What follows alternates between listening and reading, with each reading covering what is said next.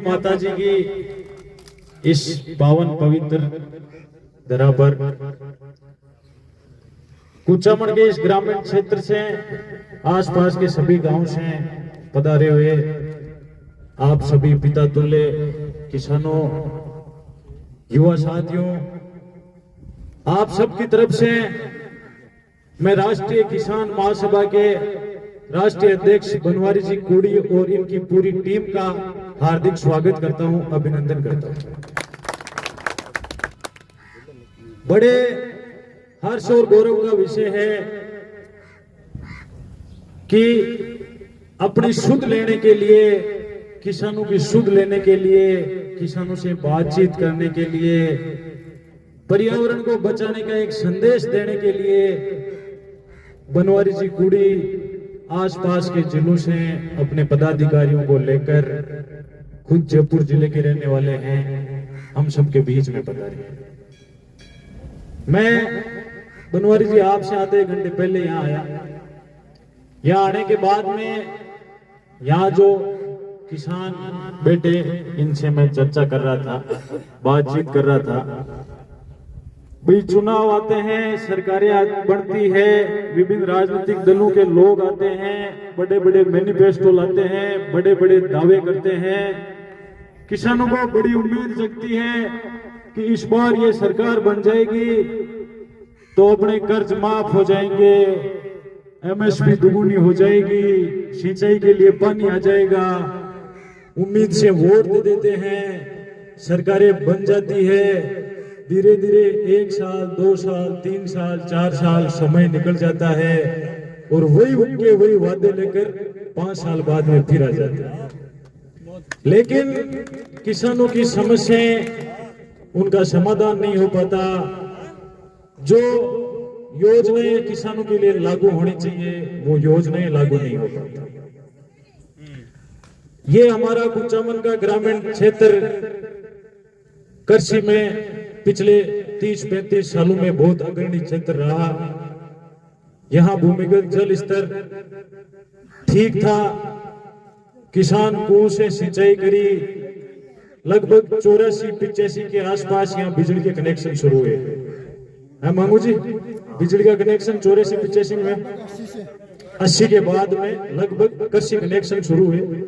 उसके बाद में किसानों ने कृषि कनेक्शन लिए, कुएं करे, ट्यूबवेलें करी, अच्छा भूमिगत जल मिला और एक अच्छी खेती पिछले 30-35 वर्षों में इस क्षेत्र में हुई।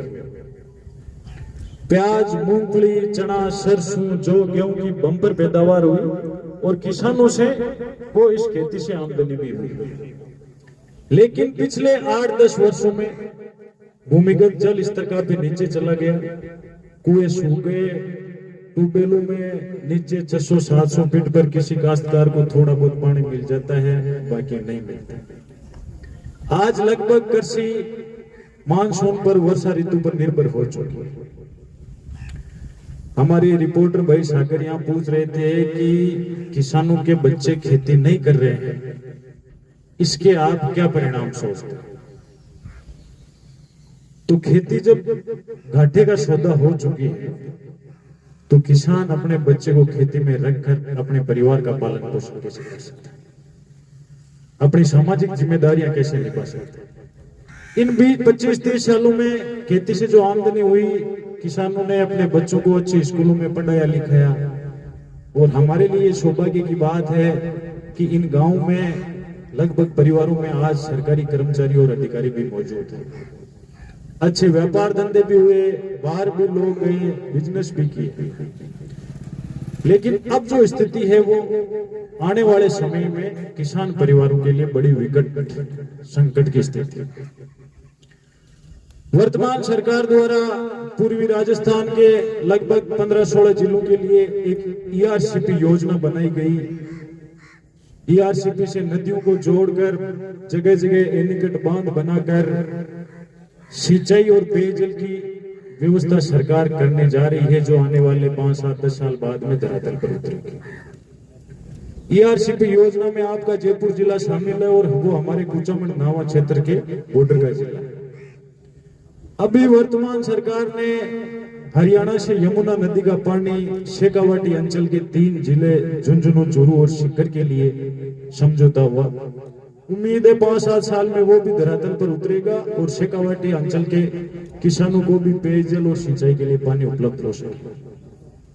लेकिन हमारा ये डीडवाना कुचामन जिला और ये कुचामन क्षेत्र, इसके लिए आज वर्तमान समय में सरकारों के पास कोई योजना ना तो धरातल पर है और न ही कागजों में कि आने वाले समय में यहाँ भी कोई नहरी तंत्र विकसित किया जा सके। तो हम सब किसानों की सबसे बड़ी मांग है, आपकी महासभा का बड़ा नाम है और पिछले कई वर्षों से आपने जयपुर ग्रामीण जिले में और इस प्रदेश में किसानों के लिए अपना जीवन समर्पित कर रखा है। तो आप हमारे इस क्षेत्र को किस प्रकार से, किस योजना में सरकारें जोड़ सके, इसके लिए हमारी आवाज आप जयपुर और दिल्ली की सरकारों तक बुलंद कर सके, तब तो आपके यहाँ आने का आज मतलब सार्थक। नहीं तो हर चुनाव में जो नेता आते हैं स्वागत करके चले जाते हैं, वही स्थिति हमारी हो जाएगी। बुरा मत मानना, हमारे मन की बात है, हमने आपके सामने बात रखी। जिस प्रकार से पश्चिमी राजस्थान में और पूरे मारवाड़ में सोशल मीडिया वाला कहाँ गया? सरपंच साहब अच्छा बोलते हैं, वो मेरे साथ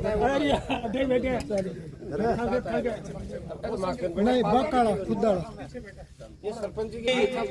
पश्चिमी राजस्थान, पूरा मारवाड़ क्षेत्र पिछले 4-5 साल से सोलर पार्क विकसित करने के नाम से अंधाधुंध खेजड़ी वृक्ष की कटाई चल रही है, जिसमें हमारे जैसलमेर, बाड़मेर, जोधपुर, नागौर, बीकानेर जिले प्रमुखता से जहां लाखों पेड़ खेजड़ी के काटे गए। सरकार ने सोलर पार्क विकसित करने के नाम पर कौड़ियों के भाव में जमीनें कंपनियों को आवंटित कर दी।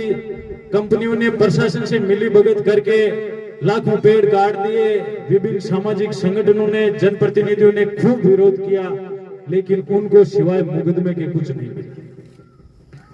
मैं सबसे बड़ा धन्यवाद बनवारी जी को इसलिए देता हूं कि इन्होंने खेजड़ी वृक्ष का संकल्प वापस चुका। वो लाखों की भरपाई तो हम नहीं कर सकते, लेकिन उसकी 5-4% भरपाई भी करेंगे तो अपन लोग और बनवारी जी अब सामने कहने ये जैसे रहेंगे कि हमने वापस प्रयास किया। किस प्रकार से हमारी भावनाएं जुड़ी हुई है खेजड़ी वृक्ष के साथ में। 500 से 1000 वर्ष की उम्र होती है खेजड़ी वृक्ष की। और बिना सोलर पार्क में हमारे क्षेत्र में अभी क्या है कि खेजड़ी का वृक्ष बहुत बड़ी संख्या में सूख भी रहा है। हर खेत में हर वर्ष 2-4 खेजड़ी सूख रही है। इसका भी कोई इंतजाम नहीं है। हमने पंचायत समिति की मीटिंग में जब कृषि विभाग के अधिकारियों से पूछा भाई कि ये खेजड़ी की वृक्ष सूख रहा है तो इसका क्या समाधान हो सकता है, उन्होंने कहा 50 फीट का, 1 रिंग फीट का गड्ढा बना लो, उसमें पानी डाल दो और उसमें ये दवाइयां डालो। तो मैं कहा जो सूख गई वो बोले वो तो वापस जिंदा नहीं होगी। अब मैं कहा ये 50-50 रिंग फीट के गड्ढे बना दिया तो खेतों में तो यही काम होगा, फिर बाकी खेती बाड़ी वाला तो कोई काम रहेगा नहीं। तो हम प्रयास करेंगे आपके साथ में मिलकर, कंधे से कंधा मिलाकर इस खेजड़ी वृक्ष का जो महाअभियान है, इसको हम ये कोशिश करेंगे कि आपके ये 25,000 वृक्ष इस कुचामन ग्रामीण बेल्ट में ही लगा दे कि आप अपने टारगेट बढ़ाकर बाकी जगह दूसरी खेजड़ी के आप आगे बढ़ो। अब मैं जो यहाँ पर एक छोटा सा सुझाव मैं आप सबके सामने रखता हूँ। ये बनवारी जी अभी आप वहां जाना मंदिर में सिया माता जी के दर्शन करना, वहां पर खड़े होकर आप इस क्षेत्र को आराम से 2-4 मिनट के लिए देखना। वैसे हम नागौर जिले में थे, नागौर जिला एक मरुस्थल का भाग माना जाता था, लेकिन हमारा क्षेत्र उस भाग से थोड़ा हटकर है। और यहाँ अरावली पर्वतमाला की छोटी छोटी पहाड़ियां इस क्षेत्र में पूरे में है। और यहाँ से आप देखेंगे तो एक बड़ा ताड़ ये क्षेत्र आपको दिखाई देगा। लक्ष्मण जी, बजरंग जी जब मीटिंग की चर्चा मेरे से करते तो मैंने कहा आप ये मीटिंग इस जगह का कि आपके पदाधिकारी को हम अपना क्षेत्र आराम से दिखा सके कि ये हमारा क्षेत्र है। इन अरावली पर्वतमाला की ये छोटी छोटी पहाड़ियों से हर वर्ष सैकड़ों नदी नाले निकलते हैं।